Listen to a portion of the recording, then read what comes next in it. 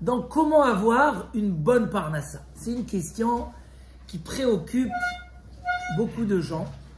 Et moi, j'ai l'habitude, tous les parachats de Béchalach, de faire un shiur extraordinaire que j'ai même envoyé sur les groupes, mais plus un shiur qui n'a pas toujours plu au public, parce que le cours allait dans le sens de dire il ne faut pas s'inquiéter. Il faut bien faire ce qu'on a à faire, etc. Il ne faut pas s'inquiéter. Et j'ai vu que les gens ne cherchent pas ça. Ils ne veulent pas ne pas s'inquiéter, ils veulent s'inquiéter. Ils veulent des solutions pour la parnassa. Donc j'ai décidé ce soir, plutôt que donner les solutions pourquoi ne pas s'inquiéter, donc on va parler aussi de ça. Mais surtout, venez en cherche dans nos chachamim, zichronam livracha, qui connaissaient les secrets de la nature, les secrets de la création, les secrets de tout. Et ils nous ont dévoilé un petit peu certains secrets de parnassa. Et avant d'arriver à cette ségoula de la paracha de cette semaine, qui est lire la paracha de Laman. En deux mots, c'est quoi lire la paracha de Laman? C'est vas-y voir dans la paracha de Laman et tu vas trouver là-bas les secrets de la parnassa. Si tu renforces ta émouna, Akadosh Baruch Hu, etc., etc., alors ça va t'amener aussi une bonne parnassa. Mais la notion de ségoula, chez beaucoup de personnes, c'est quoi quand on dit je vais te donner une bonne ségoula pour avoir des enfants, une ségoula pour la parnassa? Les gens, ils veulent des trucs magiques totalement. Il y a des trucs magiques qui marchent. Il y a certaines choses, mais il y a toujours un sens. Il y a un mérite, il y a quelque chose. Par exemple, des gens, ils veulent une ségoula pour... Ils ont eu plusieurs filles, ils veulent des garçons. On leur donne une ségoula qui marche à 100%. Il y a des ségoulottes, mais le côté ségoula juste kabbalistique et magie, je sais pas, c'est une chose. Celui qui veut chercher, qui continue à chercher. Souvent, on va rester dans des choses qui n'ont pas. La vraie ségoula, c'est quand nos chachamim nous disent tu fais ça, tu auras ça. C'est une vraie ségoula. Ça veut dire que la Torah m'a appris que la solution et le secret, comment avoir ce que j'ai besoin, de passer par ce biais-là. Et là, je vais laisser la paracha Taman à la fin. Et je vais vous donner quelques ségoulottes intéressantes. Hein, vous voulez? La première des premières. C'est ce que nos chachamim disent. Et c'est ce qu'on dit dans le Lecha Dodi tous les vendredis soirs. Lecha Dodi likrat kala, pene Shabbat mekabela. Likrat Shabbat, Rab Shlomo El-Kabatz a fait ce chant extraordinaire. Rab Shlomo El-Kabatz, à l'époque du Harizal, est enterré à Tzfat. Quand on va à Tzfat, il y a son kever. Il a fait ce chant qui est rempli de secrets. Qui est rempli de secrets. Et il dit là-bas, Likrat Shabbat lechu venelcha. Allons-y vers le Shabbat. Kihi mekor aberacha. Parce que Shabbat, c'est la source de la bénédiction. C'est marqué dans la Gemara. Tu travailleras 6 jours, tu te reposeras le 7e. Si tu t'es reposé le 7e, tu pourras bien travailler pendant 6 jours. Le Chafetz Chaim en parle de ce sujet dans ses livres, à Ahavat Chesed. Il en parle énormément, que le Shabbat, il n'y a rien à faire, c'est une vraie source de Beracha. Et que tous les 6 jours sont nourris du jour du Shabbat. Alken berach Hashem et yom ha-Shabbat vaikadeshehu. Ki sheshet yamim asa Hashem et ha-shamayim ve'et haaretz. C'est marqué dans la Gemara que celui qui ne travaille pas Shabbat, celui qui respecte bien le Shabbat, il a une promesse de gagner 30% de plus, minimum. Mais que tout ce qu'il va faire aura une bénédiction du ciel. Rav Chaim Kanevski, il a dit que n'importe quel juif, quand il voit un autre juif qui travaille Shabbat, il peut lui dire et lui promettre, de sa part et de la part de la Gemara d'abord, qu'il va gagner 30% de plus minimum en fermant le Shabbat. Et ça, c'est une réalité qui s'est prouvée dans tous les temps.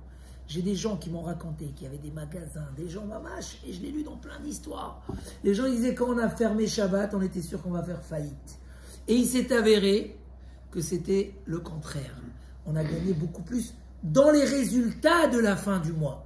Ça veut dire quoi? Ça veut dire que le Shabbat, c'est une vraie source de bracha. Que même celui qui ne travaille pas Shabbat, quand il va mieux respecter le Shabbat, et je vais expliquer qu'est-ce que ça veut dire mieux respecter, mesure contre mesure, il aura une bracha extraordinaire. j'ai un pharmacien qui prie chez nous ici à la Tfila Shabbat. Il m'a ramené à la maison samedi soir. Il m'a dit, moi j'ai eu cette histoire. Il m'a dit qu'il était en Suisse et il cherchait à passer Shabbat chez quelqu'un. Et il a été invité par un pharmacien aussi. Le pharmacien il lui a raconté son histoire. Il lui a dit, le jour où j'ai fermé Shabbat, j'étais sûr, il n'y avait personne qui fermait Shabbat. Il dit, mais arrive un juif qui avait des maisons de retraite. Et il passe dans la rue, il va à la synagogue, et il voit que tout est ouvert. Il y a juste une pharmacie qui est fermée Shabbat. Il a demandé, c'est à qui la pharmacie là-bas? Il a dit, c'est à celui-là.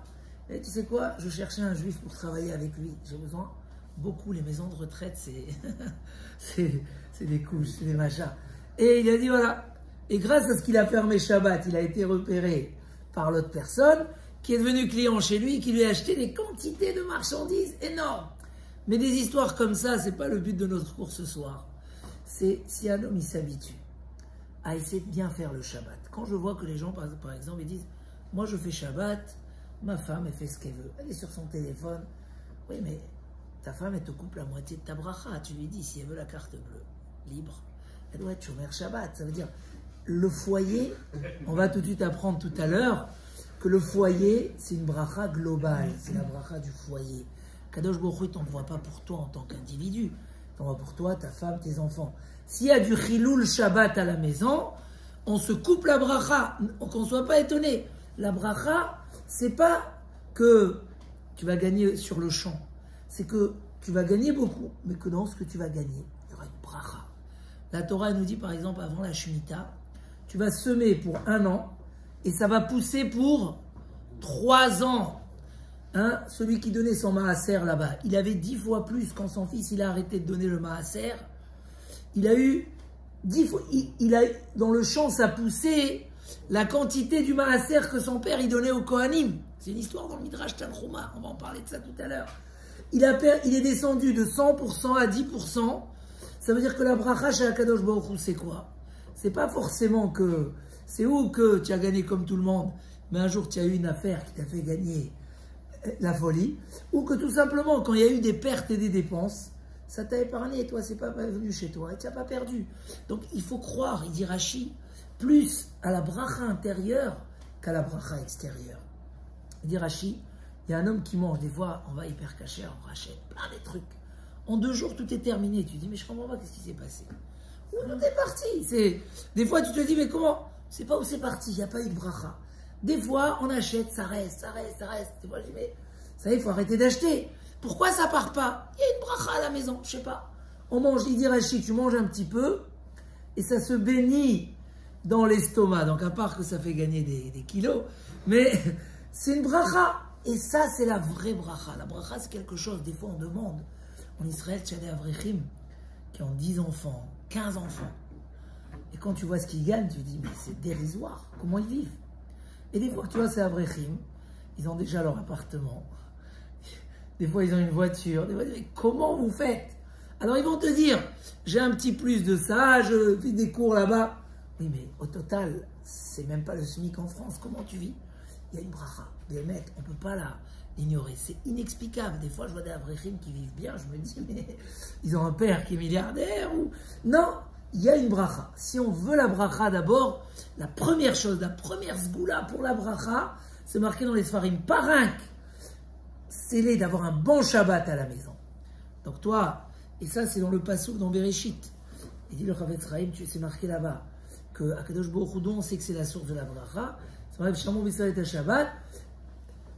Alken Berach Hashem et Yom Shabbat. Que tous les jours sont bénis, le Rachaim, tous les Mfarshim. Ils expliquent là-bas dans la parasha de Bereshit, la bracha, elle est liée à ce que tu fais Shabbat. Et c'est marqué dans les Sfarim, pas rien que ça, d'honorer le Shabbat. Ça aussi, c'est quelque chose qu'on ne sait pas vraiment. Hein? On va ouvrir une belle bouteille de vin quand on a un invité, quand on a... Mais si on est tout seul, on ouvre la bouteille à 7 €, qu'à peine elle arrive à traverser le... Non, on a une mitzvah d'être mechabed le Shabbat. Mechabed. Hein, je vous ai raconté une expérience quand j'étais jeune marié. J'adore la raconter parce que... Et on avait très peu de moyens, vraiment très peu de moyens. Ouais. Et donc, un jour j'ai dit à ma femme, arrête de me prendre le gros sac de fenouil. Des fois en hiver, les fenouils, je sais pas, 4 euros c'était. Ouais, prends 2 fenouils. Elle m'a dit non. Elle a payé les fenouils 5 euros. Je vous raconte ça, ça fait 20 ans en arrière. Elle sort du Leclerc, elle trouve 5 euros par terre. Elle est venue, elle m'a dit, tu vois, j'ai payé 5 euros, j'ai retrouvé. Ça m'avait marqué parce que c'est marqué que tout ce qu'on dépense pour le Shabbat, c'est remboursé. C'est remboursé. Les maisonnotes, la nourriture d'un homme, elle est fixée de Rosh Hashanah jusqu'à Rosh Hashanah. Sauf les dépenses de Shabbat et Yom Tov. Shabbat, Yom Tov et les scolarités, dit la Gemara. Et Rosh Chodesh. Tout ce que tu dépenses plus, tu vas recevoir plus. Donc avoir cette émouna, aller et dire je prends la dame route ou pas, elle est chère, je prends ça ou pas. Tu dis pas, ah parce que j'ai des invités alors je vais acheter plus. Non, si ça rentre dans le kavod du Shabbat, tu exprimes ta émouna, que tu honores le Shabbat, qui est la source de la bracha, mesure contre mesure, tu verras que quand tu auras une bracha extraordinaire. D'où elle vient la bracha, on ne sait pas. Des fois, tu te dis, Ribono Shel Olam, qu'est-ce qui lui est arrivé de me proposer d'acheter cet appartement? Il n'y avait aucune raison. Oui, c'est ton Shabbat qui a travaillé pour toi. Quand le Chafetz Chaim, les gens venaient chez lui pour lui dire, problème de Parnassa, machin, la première question, tu es Shomer Shabbat, tu es Mechabed et ta Shabbat. Si tu es Mechabed et ta Shabbat, et dit la Gemara, Kol ha-me'aneg et ta Shabbat, tout celui qui fait de Shabbat un jour de kiff et de oneg, notnim lo nachala bli metzarim. On lui donne une frontière, un héritage sans frontières, sans limite, sans frontières. Donc voilà, on veut une première ségoula pour avoir une belle bracha. Premièrement, c'est d'honorer le Shabbat. La deuxième, qui est marquée dans nos Chachamim. C'est autorisé de laisser le magasin ouvert, mais pas travailler? S'il n'y a pas de juif qui travaille. Il y a une astuce, c'est d'avoir un associé goy. Et si on n'a pas, on peut le rendre. Et ça, je t'expliquerai comment on fait. D'accord? Donc les affaires qui doivent rester Shabbat parce que, entre guillemets, il n'y a pas le choix. Ou que la personne n'est pas encore au niveau de fermer Shabbat. Voilà. La solution, c'est de mettre un goy associé sur 2 ou 3% du magasin. Et ça, on peut le faire même dans un beddin religieux, etc. Et à partir de là, ça fait autorisation qu'il y ait des goyim qui travaillent dans le magasin Shabbat. L'idéal, c'est tu fermes et la bracha, elle vient. C'est constaté, je peux vous raconter, vous avez mon livre, la mitzvah et son histoire, pour celui qui l'a pas, je me ferai plaisir de lui offrir. Où là-bas, vous avez 15 histoires, comment Shabbat, sans aucune explication. J'adore raconter cette histoire du baron de Rothschild, que quelqu'un était invité chez lui Shabbat, un des premiers, qui était très religieux, sadique. Et bref, je ne raconte pas tous les détails, parce que sinon on ne va pas finir ce cours. Et vendredi arrive un envoyé de la part de l'État russe, avec une enveloppe comme ça, grise, tamponnée, avec le machin du royaume, de l'État. Et le baron, il dit, mettez ça sur un coin. Après, il dit, attends, une lettre qui vient, ça peut être grave. Le lendemain matin, un deuxième envoyé qui arrive, avec encore une fois, une deuxième enveloppe tamponnée par l'État russe. Attention, hein, c'est pas n'importe qui. Et il dit, laissez-la, on verra après Shabbat. Fin de Shabbat, après-midi, encore un. Posez-la. Après Shabbat, il fait Havdalah tranquillement, comme si de rien n'était. Amenez-moi les enveloppes. Il ouvre la première. En fait, il avait une quantité de métaux et d'acier, à un prix énorme, une quantité énorme, qu'on voulait lui racheter, mais on ne lui donnait pas le prix qu'il voulait dessus. Donc, il tenait le coup, il gardait l'état. Première enveloppe, c'était, on te donne, je sais pas, 1 million. Deuxième enveloppe, on te donne 3 millions. Quatrième enveloppe, 5 millions. Ah, 5 millions, ça me convient. Alors l'autre, il dit, mais comment tu as fait? Dis-moi, pour moi, Shabbat, la Torah dit, tu dois considérer Shabbat comme si que tout ton travail est déjà fait. Ve'asita kol melartecha, comme si tout est fait. Il dit le Ben Ishraï, quelqu'un qui a un souci Shabbat de travail, et que Shabbat, il dit, j'y pense pas, c'est déjà réglé par Hachem. Alors c'est une ségoula pour que l'affaire soit réglée. Tu as un problème chez toi à la maison, c'est réglé. Hachem, Keilou, tout est fait. Alors c'est une ségoula pour que les choses soient réglées et bénies. Donc il lui a dit, voilà, si j'avais ouvert hier soir, peut-être j'aurais accepté 1 million, parce que c'était déjà une bonne proposition. Si j'avais ouvert la deuxième, je me serais peut-être contenté de 3. Je n'ai pas ouvert, maintenant je suis arrivé à 5. Voilà, Baruch Hashem, ça c'est la bracha du Shabbat. On va passer à le deuxième point, c'est le Birkat Amazon. C'est une ségoula connue de tous les temps, elle est marquée dans les Sfarim, dans le Zohar à Kadosh, que celui qui fait le Birkat Amazon, Bekavana. Alors, pour le faire Bekavana, il faut le faire dans les mots. Des fois, c'est long le Birkat Amazon. Et c'est une mitzvah minatora. On a une mitzvah minatora. Quand on mange du pain, de faire Birkat Amazon. Celui qui fait Birkat Amazon Bekavana, Parnasato Metsuyalo Bechavod. Kavana avec concentration. Sa Parnassa, elle lui est promis Bechavod. C'est marqué dans le Mishnah Berurah, c'est dans les Sfarim, de faire. Pourquoi? Parce que c'est la seule bracha sur la nourriture qui est minatora, où la Torah a dit Ve'achalta, Ve'savata ou Ve'rachta. Tu as mangé, tu t'es rassasié, et c'est marqué que quand les nations ils disent à Dieu, les anges des nations, pourquoi tu fais du piston au peuple d'Israël? Où on sait qu'Hachem nous fait du piston. En hébreu, on dit protectia. Les Juifs, ils ont du piston du ciel, une bracha comme ça, qui dépasse les limites. Il dit Issa Hachem, panavelecha. C'est quoi Issa Hachem dans la Birkat Kohanim? Akadosh Baruch Hu va te faire du piston. Pourquoi? Il leur dit écoute, moi je leur ai dit de faire Birkat Amazon que quand ils mangent 50 grammes de pain. Et eux, ils font Birkat Amazon depuis 30 grammes de pain. Donc eux, quand je leur demande quelque chose, ils me le font mieux que ce que je demande. Je ne vais pas moi aussi leur donner, même s'ils ne méritent pas. Ça veut dire que grâce à ce qu'on fait Birkat Amazon. En bref, j'ai raconté cette histoire-là dans le livre La Mitzvah, une histoire qui m'avait marqué, de Rav Meir Shapira de Lublin, celui qui a instauré le Daf Yomi, qui racontait l'histoire. Alors je ne vais pas tout la refaire, mais c'était celui qui avait passé la Shoah. Vous vous rappelez cette histoire ou pas? Moi, je la refais. Elle est excellente. Même si j'ai déjà fait, je la refais. L'histoire, c'était d'un homme qui était à l'école, et le Rav Meir Shapira de Lublin, celui qui a instauré le Daf Yomi, est venu les interroger. Et après qu'il les a interrogés, il était tellement content, il a dit, je vais vous donner un cadeau. Si toute votre vie, vous voulez avoir une bonne parnassa, alors voilà ce qui est marqué, faire le Birkat Amazon, bien lentement, Bekavana. Alors il dit, moi j'ai entendu ça, je l'ai fait. Et voilà quand les Allemands ils sont arrivés dans notre ville, ils ont fait une sélection à Shem Mishmor. Et dans la sélection où moi j'étais, ils ont dit, tout celui qui a un métier, on le prend pour travailler, il ne va pas dans les Shem Mishmor. Donc moi j'avais pas de métier, vraiment, j'étais encore tout jeune. Mais avant qu'on arrive, il y a quelqu'un qui me tape comme ça sur l'épaule, il me dit, quand tu arrives, tu leur dis que tu es cuisinier, et moi je suis ton aide cuisinier, et t'inquiète, moi je sais très bien la cuisine, et comme ça on passe nous deux. Il est arrivé, qu'est-ce que tu sais faire? Il dit, cuisinier. Et lui, il m'aide. Ah ok, alors vous deux à la cuisine. Il dit, pendant 5 ans, quand tout le monde en crevait de faim, moi j'étais à la cuisine, il faisait chaud. Il y avait à manger tout le temps. Et j'ai travaillé normalement, j'ai pas souffert. Donc la parnassa, je l'ai eu grâce au Birkat Amazon.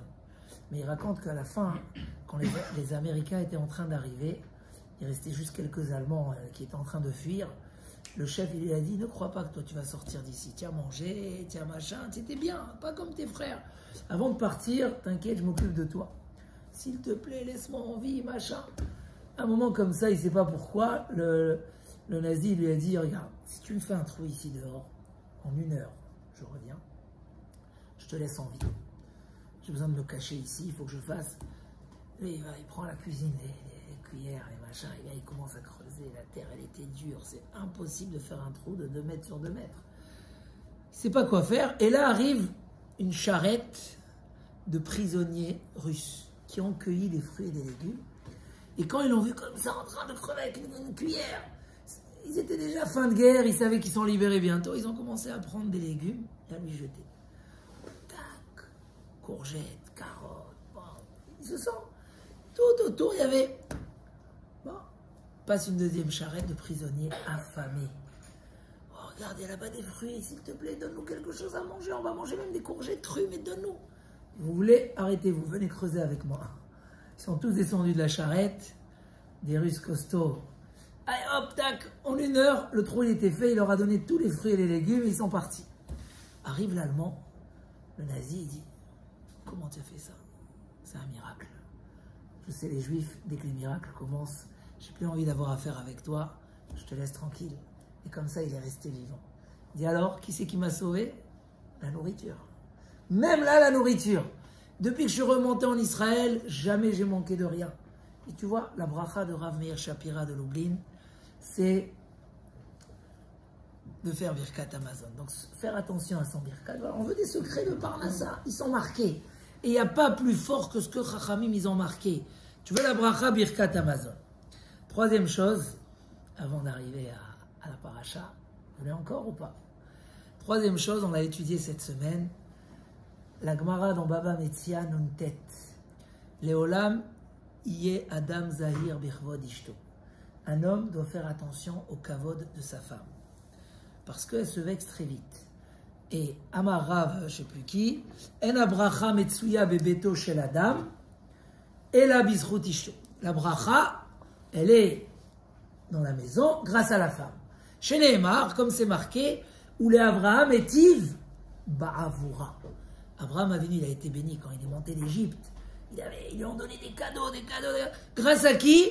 Grâce à elle. Les Abraham etiv ba'avura, grâce à Sarah. Donc de là, Chachamim apprennent que la bracha à la maison, elle vient grâce à la femme. Peut-être parce qu'elle dépense beaucoup avec la carte bleue. Alors il faut recharger. Hachem dit, bon, tu la laisses dépenser. Non, c'est juste la plaisanterie des choses. Mais parce que c'est la femme qui gère la maison. C'est elle qui est le support un petit peu de tout le côté organisation, matériel, etc. Donc si elle est contente, c'est de la bracha. Si elle n'est pas, c'est marqué Bekavod Ishto. C'est quoi le kavod? Le Maïmonide, il sépare le devoir de la femme par rapport au mari et le devoir du mari envers la femme. Le devoir du mari envers sa femme, c'est surtout la sensibilité de sa femme, le kavod. Pas le kavod qu'elle se sente appréciée, encadrée, entourée, quelqu'un qui pense à elle. Voilà. Zahir bichvod ishto. Faites attention à son kavod. La femme envers son mari, c'est plus apprécier son idée, ses désirs, essayer de suivre son programme, ce qu'il aime, ce qu'il n'aime pas, ce qu'il a. Voilà, c'est plus le rôle de la femme. Comme il dit, mais alechet beta avat libo. Elle doit suivre, comme ça s'il y a des femmes qui écoutent le cours, vous ne direz pas que... Mais alechet beta avat libo, c'est quoi mais alechet beta avat libo? Elle doit suivre les désirs de son cœur. Si elle sait qu'il a envie comme ça, elle essaye de faire comme ça, elle essaye de... Voilà. Mais l'homme envers sa femme, c'est plus le kavod. Amar Rava livne Mechosa.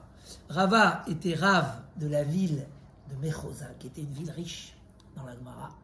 C'était la ville riche de l'époque. Au Kirun et Shaïchou, qui est Chidetit Atrou, c'est en araméen. Honorez vos femmes, comme ça vous allez vous enrichir. Donc il n'a pas parlé que de bracha, il a parlé aussi d'enrichissement.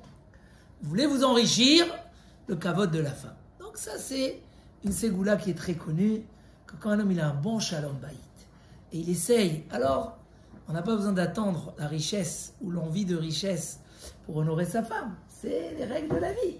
Mais quand même, si ça peut motiver quelqu'un à lui dire, c'est pas grave si à la maison tu te tais, tu fais des compliments, pas de critique, zéro. Quand il faut dire quelque chose, on le dira quand on est au restaurant, tranquille. Là, on dira. Mais dans les moments normaux, les moments de stress, les moments de course, le compliment, Nekuda. Donc celui qui fait ça, c'est une bonne ségoula pour une bonne parnassa. Avant d'arriver au 5e, on finit le 4e, c'est le maaser. Vous savez c'est quoi le maaser? La Gemara a dit, je vais vous lire la Gemara, et le prophète qu'on lit dans la Haftara. Aviu et kol ha-maaser el bet ha-otsar. Amenez le maaser, c'est où el bet ha-otsar? Nous, chez moi, dans les trésors des Kohanim au Bet Amikdash, à l'époque, le maaser, on ne le donnait pas au président ou au rav ou à la communauté, on l'amenait au Bet Amikdash. Amenez le maaser el bet ha-otsar. V'yiterev bebeti. Et il y aura de quoi manger chez moi à la maison. Ubachanunina bezot, vous pouvez me tester avec ça, me mettre à l'épreuve. Imlo eftach lachem et arubot hashamaim. Si je vais pas vous ouvrir les fenêtres du ciel, varikoti lachem bracha ad belidai. Je vous enverrai de la bracha ad belidai. C'est quoi ad belidai? Sans limite, jusqu'à que vous allez être fatigué de dire ça suffit quand bien. Pas au Hachem, ça arrive de tous les côtés. Il dit à Kadosh Baruch Hu, c'est la seule mitzvah où on peut tester à Kadosh Baruch Hu. Tu vois là. Assourd de dire, je me lève à la tfila, on verra Hachem si le travail ça va marcher mieux. C'est assourd.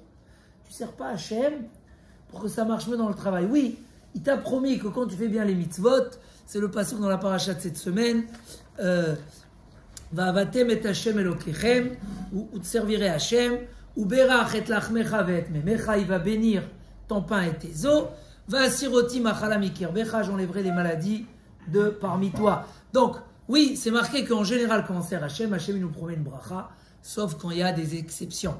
Mais, le maaser en particulier, là-bas, Hachem il dit, je sais combien c'est dur de te séparer de ton argent, de quoi tu as travaillé, à quoi tu es attaché, sur quoi, Chazé Shalom, tu peux avoir des faux espoirs des fois.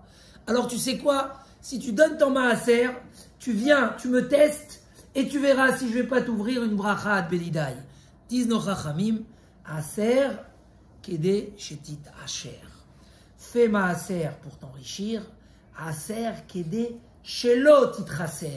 Fais maaser pour ne pas que tu manques quelque chose dans ta vie.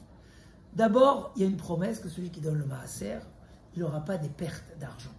Des fois, il y a des gens qui font, Baruch Hashem, une belle bracha, et leur seule peur dans leur vie, c'est qu'on attrape qu'ils n'ont pas déclaré leur maison en Israël, et que les impôts leur tombent dessus, et d'un coup, ça peut être 200 000 shekels, ou qu'ils ont fait une erreur, ils n'ont pas payé un truc, des fois sans faire attention. Moi, je connais quelqu'un qui... Il lui a envoyé les impôts, il lui a envoyé les avertissements dans une autre adresse. Donc il n'a pas eu tous les recommandés. Et du jour au lendemain, ils lui ont bloqué tous ses comptes. Il est rentré dans des... Alors qu'il avait de l'argent, il m'a dit, j'en ai plein. Mais tout est bloqué. Pendant 2 ans, il a galéré pour débloquer, leur prouver qu'il ne recevait pas les recommandés. Ça veut dire une bracha pour pas qu'on ait des pertes. Déjà ce qu'on est, qu'il soit protégé. Après, d'après le Gaon de Vilna, il pense que 10%, ça protège des pertes. 20%, ça enrichit. Ce qu'on appelle chomesh, 1/5. Il y a beaucoup de gens, par exemple, qui disent, moi je donne plus que 20%. Moi je donne déjà 20%. J'ai eu des réactions comme ça dans cette période quand on sollicitait nos amis, nos fidèles, nos associés. Je me disais, au Hachem, je donne 20%. Il y a beaucoup qui me l'ont dit. Il y a des gens qui se sont habitués très tôt à faire de la tzedaka. Ils donnent là, ils donnent là-bas, ils donnent là-bas. Ils ont 5 endroits, 3 endroits, 2 endroits. À part ça, ils donnent. Et il me dit, j'ai plusieurs, quand je vous dis, je sais de qui je parle. D'après le Gaon de Vilna, pour s'enrichir, il faut 20%, mais ce n'est pas l'avis de tous les méfarchis. D'après la majorité, d'après le pshat, 10%, c'est une bracha pour s'enrichir. Aser kede shetit asher. La réalité montre, tous les gens qui donnent maaser, ils te disent, 10 ans, 20 ans après, qu'ils ont une bracha exceptionnelle. Moi, j'ai quelqu'un, je ne veux pas donner son nom, mais carrément, il est bien entré dans mon programme Grandir avec le 24. Vous l'avez vu ce programme. Chaque année, tu donnes plus et tu t'enrichis en même temps. Et chaque année, Bémet, il donne plus. Il est arrivé, il a dépassé les 20 000 euros. Mais il a une bracha. Il m'a dit cette année, tellement, il travaille dans un métier très dur. Il m'a dit tellement il a eu la bracha, qu'il a eu 100% de la prime, que du coup, ils ne peuvent pas lui donner la prime. Pourquoi? Parce que quand il y a 100% de la prime, on est obligé d'attendre quelques mois pour voir si vraiment... Même si on a eu des contrats signés, on est obligé d'attendre voir. Je ne connaissais pas ça. Mais il m'a dit, j'ai eu 100% de la prime. Et Béhémet, c'est quelqu'un qui a commencé avec moi. Il me donnait au début, quand il commençait à travailler, il donnait le maaser. Le maaser, c'est clair. Moi, j'ai connu quelqu'un qui n'avait aucune chance de gagner de l'argent dans sa vie. Pourquoi? Parce qu'il étudiait au Kollel. Il était Kollelman. Et un jour, il a fait sa Aliyah, mais il donnait 1/5. Lui, je sais pas, il a eu cette folie-là de donner 20%. Il est monté en Israël, je ne sais pas comment il a eu une opportunité. Sa femme, elle a ouvert des magasins, 3-4 magasins qui ont explosé. Tout le monde disait, vous vous rappelez quand il était jeune, depuis qu'il était Bachour, il donnait 20%. Sinon, on ne comprend pas comment il y a une bracha. Aser, donc le maaser, c'est une source de bracha et c'est la 4e des 5 que je voudrais vous donner aujourd'hui. Le maaser et la tzedaka, c'est vraiment 2 choses séparées. On peut donner le maaser dans la tzedaka ou c'est vraiment... C'est une très bonne question. Et en fait, le Rav Chaim Kanevsky dit que le maaser, on sait c'est combien. La tzedaka, on ne sait pas combien la Torah l'a donné. Mais quand quelqu'un il donne son maaser dans ses bonnes sources, il est acquitté de sa tzedaka. Donc ça peut être en même temps. D'accord? Donc pour quelqu'un qui donne que les 50 centimes tous les matins, il a fait que tzedaka, il n'a pas fait maaser. Mais quand tu fais ton maaser, ça inclut la tzedaka à l'intérieur. Donc effectivement, quand tu donnes ça pour les pauvres, ça pour la Torah, ça pour ci, oui, tu as fait dedans le tzedaka et le maaser. Donc on fait le samedi, c'est quoi?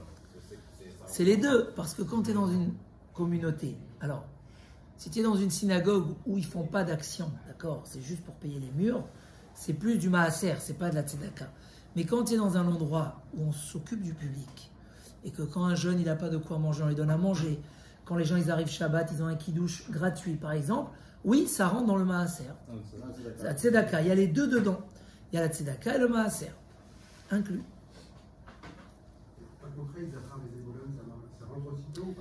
Ça rentre parce qu'en général, le havrer qui étudie, c'est quelqu'un qui n'a pas de source, qui n'a pas de bonnes entrées.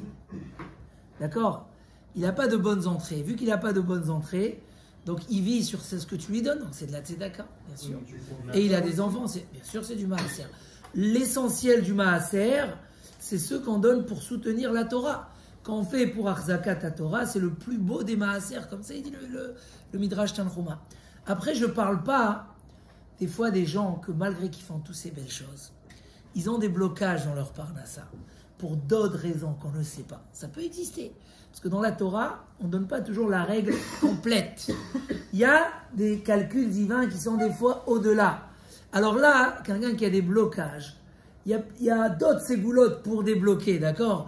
Quelqu'un qui voit qu'il a une xéra sur lui. Normalement, avec ces choses-là déjà, ça permet de débloquer la parnassa. Parce que ça, c'est des vraies ségoulottes qui sont marquées dans la Gemara, dans le Chachamim. Il n'y a pas de discussion, c'est du vrai.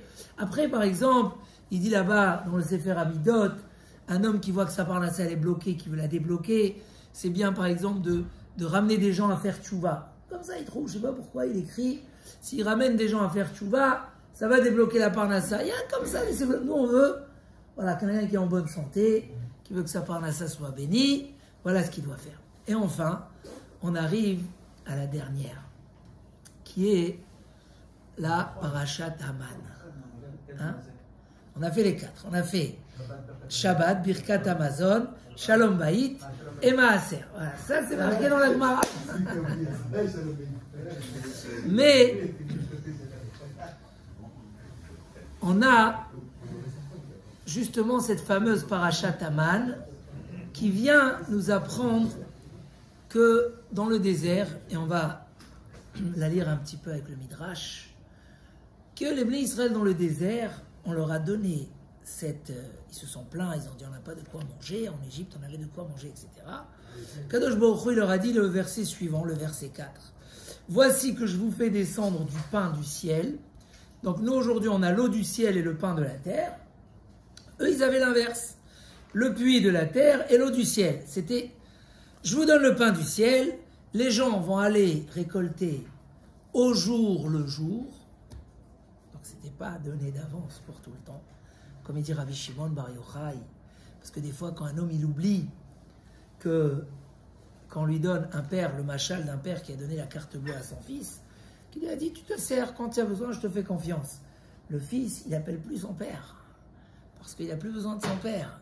Donc qu'est-ce qu'il fait le père? Il lui reprend la carte bleue, il lui fait une révolute, il dit quand tu as besoin, tu m'appelles, je te fais un virement. Et là au moins il est sûr que son fils l'appelle une fois, 2 fois par semaine. Il dit Rabbi Shimon Bar Yochai, pourquoi Hachem il a fait au jour le jour? Parce que Hachem ne veut pas qu'on se sépare de lui. La malédiction du serpent c'était quoi? C'était qu'il a du sable partout, il n'a pas besoin de prier à Hachem. C'est une malédiction, une bracha. Tu as du sable partout, mais tu es éloigné d'Hachem. Notre plus belle bracha, c'est qu'on prie.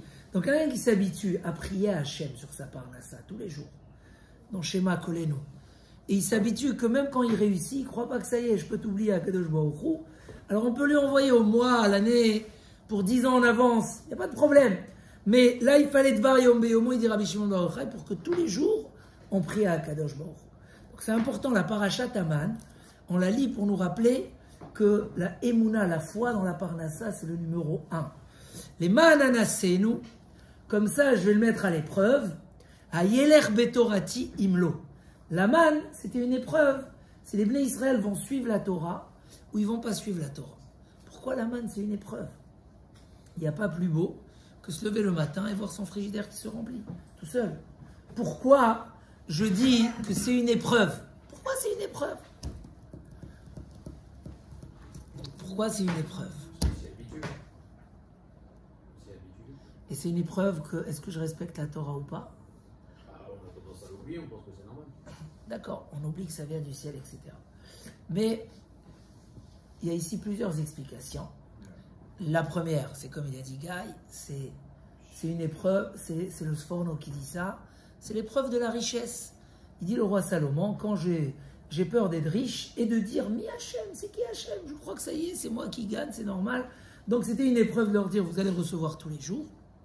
Et on verra, est-ce que malgré tout vous allez étudier la Torah, vous allez prier, ou vous allez m'oublier, d'accord? Donc c'était, voilà, il y avait dans ça une épreuve. Il y a d'autres explications. Rav Shimshon Raphaël Hirsch, il dit, c'est pas une épreuve, c'est une épreuve pour vous faire grandir, pour vous apprendre comment on se comporte avec la Parnassa, à comprendre que la Parnassa, elle est du ciel. Et là, on va comprendre quelque chose de très intéressant. Quand Hachem, il a dit à Adam Arishon, tu es renvoyé du Gan Eden, et dorénavant, tu vas transpirer pour avoir ton pain. C'est une malédiction ou c'est une bénédiction? C'est une marloquette entre les méfarchim. Beaucoup voient ça comme une malédiction. Pourquoi? Parce que tu aurais dû avoir tout préparé direct, toi tu es tranquille, tu peux... Et là, tu dois transpirer pour avoir du pain. Mais beaucoup comprennent que non, c'est une réparation, c'est pas une malédiction. Et beaucoup, même ceux qui comprennent que c'est une malédiction, c'est pas une malédiction comme quand un homme il maudit son prochain. C'est Hachem. Et quand Hachem il donne une punition, c'est pas une punition pour punir, c'est une punition pour réparer. Ça veut dire qu'il a trouvé c'est quoi la meilleure solution pour l'homme dans sa vie pour arriver aux grandes choses. Et là, les Mefarshim expliquent c'est quoi. Dans la Parnassa, il y a quelque chose d'incroyable. Tu dois faire ton devoir. Si tu ne fais pas ton devoir, tu n'auras pas ta Parnassa. Et la preuve, on le voyait dans la manne.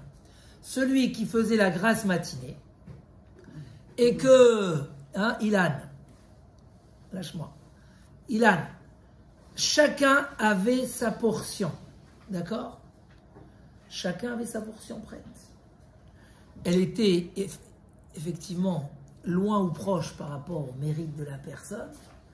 Les tzadikim la trouvaient devant leur porte et les réchaïm la trouvaient plus loin. Mais chacun avait sa portion de manne. Si quelqu'un il a fait la grasse matinée et il est parti après 4 heures de la levée du jour, c'est-à-dire la fin du moment de la tfila, aujourd'hui en hiver ça fait 11 heures du matin. Quelqu'un qui s'est réveillé après 11 heures et qui va chercher la manne, il n'y a plus rien, il n'a pas de quoi manger. Qu'il aille taper à la porte de son voisin. C'est comme ça que c'était dans la manne. Vecham hashemesh venamas. Le soleil se levait et ça a fondu. Vecham hashemesh venamas. Pourquoi?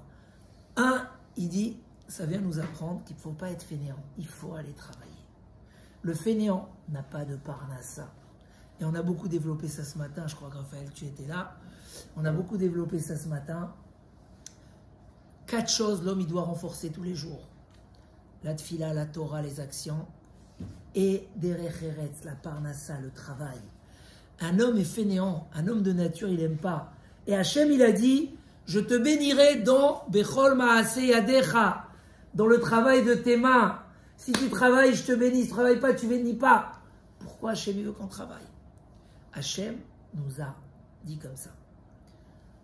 La parnassa n'est pas sur tes épaules, elle est sur les miennes. Mais je te la donnerai dans ton travail, dans l'ustensile que tu m'as préparé à l'avance. Donc d'une part, ça devrait nous rassurer, nous consoler. Quand je vais travailler, ne pas aller avec inquiétude, le cœur lourd, ça ne marche pas maintenant, les employés ne sont pas sérieux. Non, avant que tu t'inquiètes toi de ta parnassa, ne t'inquiète pas. Hachem s'est inquiété avant toi. Il dit Rabbi Eliezer, quand Hachem il t'envoie un bébé à la maison, il t'envoie son pain avec lui. Et celui qui se lève qui va dormir le soir et dit qu'est-ce que je vais manger de vin? Arezé mechusere amana. Il manque de Emouna. Tu crois qu'Hachem, il va te laisser sans avoir de quoi manger, sans avoir de quoi payer ton loyer. Hachem, il s'occupe de toi avant, mais il a mis en condition que toi, tu travailles. Et là, les Sfarim nous dévoilent un secret extraordinaire. Ils disent, les Sfarim, un secret extraordinaire. La réparation qu'Hachem il a donnée à Adam Arishon, c'est qu'il a caché la main d'Hachem dans le travail. Vous entendez? Il a caché la main d'Hachem dans le travail. C'est-à-dire, il n'y a pas un plus grand miracle que la parnassa. Il n'y a pas un plus grand miracle que la parnassa. Chachamim, ils disent que la parnassa, c'est dur comme l'ouverture de la mer, comme Kriat Yamsouf. Et la Gemara dit que la parnassa, elle est plus dure que la Géoula. Vous entendez? Et ils apprennent ça du Passouk, que la parnassa, c'est plus que la Géoula. Mais Akadosh Baruch Hu a juxtaposé la parnassa à la Géoula pour dire, de même que Amalach Hagoel Oti, Hachem il nous promet une Géoula en double, la même chose, Hachem il promet à chacun une parnassa Bekiflaim. C'est quoi Bekiflaim? Voilà, c'est Aïn Aleph. C'est une parnassa en double. Mais c'est une bracha qui vient tous les jours. Cette bracha de la parnassa qui apparaît tellement dure, elle est dissimulée dans notre travail. Et là, voilà les preuves. Voilà, je vous ai trouvé ici. Voilà, je vous ai trouvé ici. Voilà, ok, c'est bon. Et Kish, Géoula les parnassa. Akadosh Baruch Hu, il a juxtaposé la Géoula à la parnassa. Ma Géoula Pelaim, Af parnassa Pelaim. De même que la Géoula, c'est une merveille. Quand un homme d'un coup il a un problème, machin, et la Géoula, elle lui arrive. Chaque Géoula qu'on a eue, c'est un Pélé. La Géoula de la sortie d'Égypte, c'était une merveille. C'était Af parnassa Pelaim. La même chose, la parnassa, c'est quelque chose de Pélé. Incroyable. Alors, d'où vient la parnassa? Voilà. Et Kish Géoula les parnassa. Il dit Gdola parnassa mina Géoula. La parnassa, elle est plus grande que la Géoula. Pourquoi? Chez la Géoula, elle est des malach. La parnassa, elle est des Akadosh Baruch Hu. La Géoula, ça vient par un ange. La parnassa, ça vient direct d'Hachem. Mais Hachem, qu'est-ce qu'il a fait? Il a caché la parnassa. Et du coup, quand je travaille, je fais que semer. Mais je ne sais pas si les graines vont pousser. Je fais que mettre un ustensile pour récupérer la pluie. Mais je ne sais pas si la... Et l'épreuve de l'homme, c'est de savoir, est-ce que je vois que ça vient de moi ou ça vient d'Hachem? Il dit Rav Simcha Zissel de Kelem, c'est la plus grande épreuve. Et c'est à travers cette épreuve que Akadosh Baruch Hu répare la faute de Adam Arishon. Il lui dit dorénavant, tu devras me trouver dans la nature. Tu devras me chercher dans la nature. Tu vas faire des choses. On sème d'un côté, ça pousse de l'autre. C'est tellement vrai. On le voit dans tous les domaines. Je vais vous raconter cette petite histoire que... Mais même par exemple, on a fini notre gala hier soir. Des fois, tu dis, c'est incroyable. Tu fais des trucs, machin. D'où tu as investi, wallo, rien n'est arrivé. Un endroit où tu t'attendais pas du tout, tu as fait un petit coup de fil, tac, ça s'ouvre.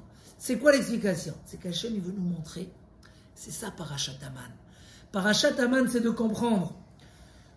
Tu vas aller ramasser. Si tu as ramassé beaucoup, trop, tu arrives à la maison, ça revient à la même chose. Pourquoi on n'a pas le droit d'avoir plus? Bien sûr que Hachem, il veut qu'on ait plus. Mais il ne faut pas travailler plus que ce que tu dois travailler. C'est pas comme ça que tu vas déclencher le miracle de la parnassa. Le miracle de la parnassa, tu vas le déclencher, quand tu fais ce que tu as à faire, parce que ça doit passer de cette façon. Sinon, tu n'es pas dans ton rôle, et tu n'as pas ouvert les sources de la bracha. Tu n'as pas fait ce qu'Hachem a attendu de toi. Donc, tu vas le faire, et ça va cacher la Hashgachat Hachem, parce qu'il y a le travail, mais réellement, la bénédiction qui va venir par derrière, elle va venir d'ailleurs. Il y a cette histoire de ce monsieur qui s'appelait Rabbi Shlomo, qui habitait à Yerushalayim dans une petite rues de Jérusalem, vous savez, les rues où les murs se collent l'un à l'autre, tu peux à peine passer entre les deux murs. Et il a un petit où il vend des crayons, des stylos pour les enfants, c'est ça, sa parnassa. Et un jour, il se retrouve avec les enfants qui arrivent. Est-ce que tu as une petite gomme à me vendre? Oui, j'ai des gommes. Non, mais je veux une plus belle gomme que ça. Alors, il doit monter, grimper, faire descendre des cartons parce que le magasin, il est petit. Pour une petite gomme qui lui a ramené quelques centimes, entre-temps, les clients qui étaient derrière sont repartis. Thierry Bonochaolam, j'ai vendu une gomme, j'ai gagné quelques centimes. Pourquoi tout ça? Quelques heures après, arrive un Américain. Est-ce que tu as un stylo Parker à me vendre? À l'époque, les Parker, ça coûtait cher. Il a dit, ah super, je cherche depuis longtemps des Parker comme ça, tu sais quoi? Donne-moi 10 stylos Parker. Et bien sûr, l'Américain, il négocie pas. Il lui paye. Il dit, je comprends pas. J'étais sur le... Pendant 1 heure, j'ai dû m'occuper d'un enfant que je pouvais pas renvoyer de mon magasin pour une petite gomme qui m'a pris la tête où je lui ai vendu ça à 3 centimes. Quelques heures après arrive l'Américain. Et parce qu'il n'y a pas de lien entre la fatigue que j'ai fait et le résultat. Moi, je dois être, comme il dit le Messiat Yesharim, à kol ka'asher la kol, mais Hashem. Tout ce qui se passe, ça vient d'Hachem. Mais l'homme, il doit faire ishtadlut. Ishtadlut, ça veut dire il doit faire le nécessaire. Il dit, mais attention, le Messiat Yesharim, la ishtadlut. Et le Messiat Yesharim était un très grand Mekoubal. Et il savait ce qu'il nous disait. La ishtadlut, c'est qu'un Kéli, comme ça il appelle ça. Une fois que tu as mis le Kéli, il y a la Birkat Shamaim, il y a la bracha qui vient du ciel. Donc automatiquement, l'obligation d'aller travailler se trouve, mais si tu as travaillé trop et tu t'es mis à ramasser 10 paquets de manne, alors que ça te suffisait largement, tu reviens à la maison, il reste un seul paquet. C'était quoi le message qu'on disait au Israël? Les 10 paquets que tu as ramassés, à cause de ça, tu n'as pas étudié. À cause de ça, tu n'étais pas avec ta femme. À cause de ça, tu t'es pas occupé de tes enfants qui voulaient faire les devoirs. C'est pas ça la parnassa que je t'ai demandé. Moi, la parnassa, je te l'envoie. Le travail, c'est un devoir que Hachem, il a mis dans la vie. C'est comme ça. Et ce devoir, il cache même une épreuve de ne pas voir Hachem. Les devoirs spirituels. Il dit, un homme qui est tout le temps inquiet sur sa parnassa, jamais il va arrêter d'être inquiet. Pourquoi celui que Baruch Hashem, il gagne 10 000 euros par mois, il est plus inquiet?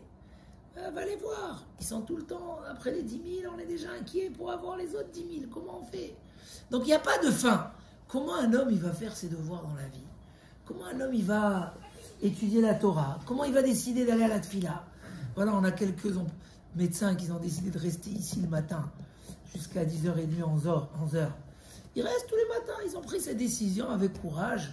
Et tous les matins, ils sont là. Forcément, ça réduit les patients.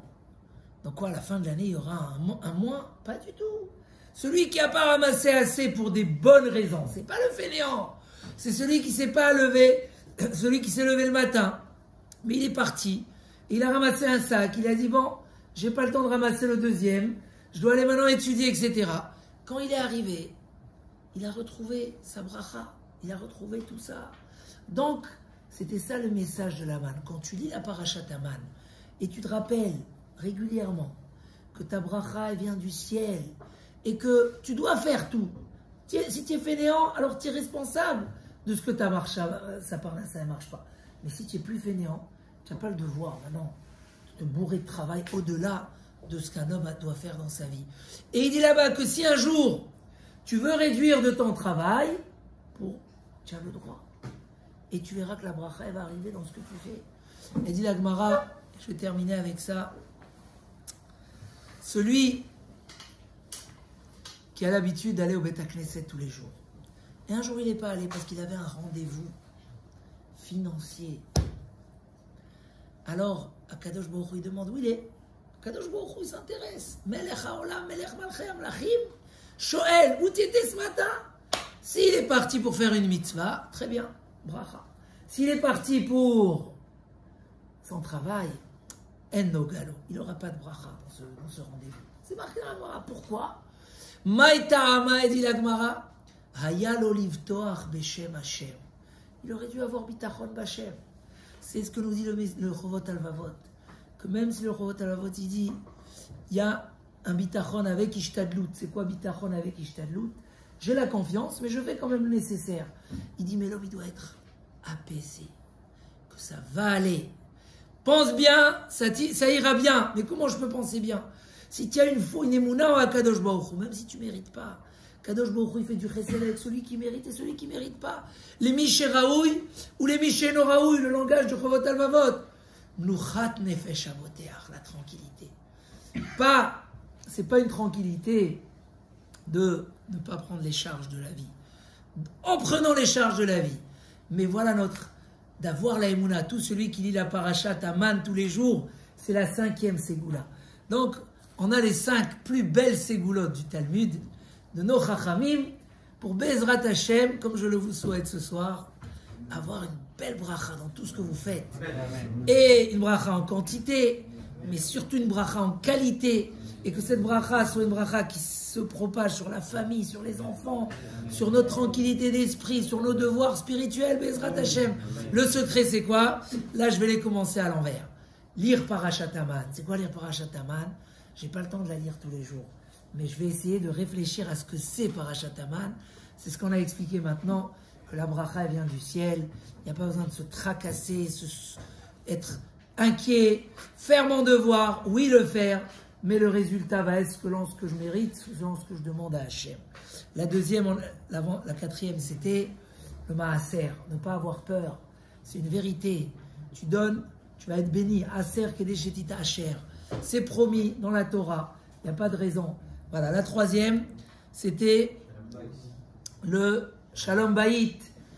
Honorez vos femmes pour que vous vous enrichissez. C'est Rava qui le dit. Donc voilà, fais du kavod à ta femme et tu verras que la bracha va venir. Le Birkat Amazon, faire Birkat Amazon Bekavana et surtout ne pas rater aucun Birkat. Tu as mangé du pain, que le monde se renverse, ton Birkat, tu le fais. Et la Ségoula, c'est de faire le Birkat dans les mots, comme ça on ne saute pas. Et là, on se garantit une bracha. Et le premier, c'était le Shabbat. Et je rajoute que dans les Sfarim, c'est marqué que celui qui rajoute et qui fait attention à faire les 3 repas Shabbat. Mais pas que les 3 repas. Même Melavé Malka, c'est marqué dans les Sfarim. Alors, il y a 2 façons de le faire.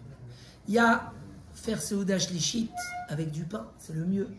Mais quand les Shabbats sont courts et on est jusqu'à là, alors on peut le faire avec un gâteau. Et si on peut le faire un gâteau, on le fait avec un fruit. Mais on respecte sa Seuda Shlishit.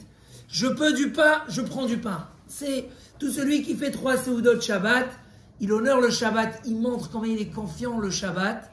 Et quand en plus tu fais Melavé Malka, là aussi c'est marqué que l'homme doit arranger une belle table Motzei Shabbat. Comment on va remanger samedi soir? On mange un truc. Si je peux du pain, je mange du pain. Si je peux pas du pain, je mange des gâteaux. Si je peux pas des gâteaux, je mange des fruits, une bonne clémentine, une bonne pomme. C'est aussi Melavé Malka. C'est Ouda qui vient montrer que notre Shabbat il est important à nos yeux. Si on a vraiment compris combien Shabbat est une bénédiction pour nous, alors c'est sûr qu'on veut l'honorer. Et c'est sûr qu'on va racheter des belles choses pour Shabbat. La damrout, la boucha, les bonnes bouteilles de vin. On va être mechabed et à Shabbat. À boire avec modération évidemment.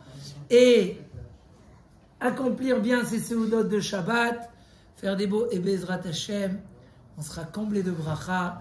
On est une bonne parnassa qui est Pelaïm, mais qui est donnée des mains d'Akadosh Baruch Hu en direct, pas par un ange. Encore plus que la Géoula. Chazak, Chazak, Venit Chazak.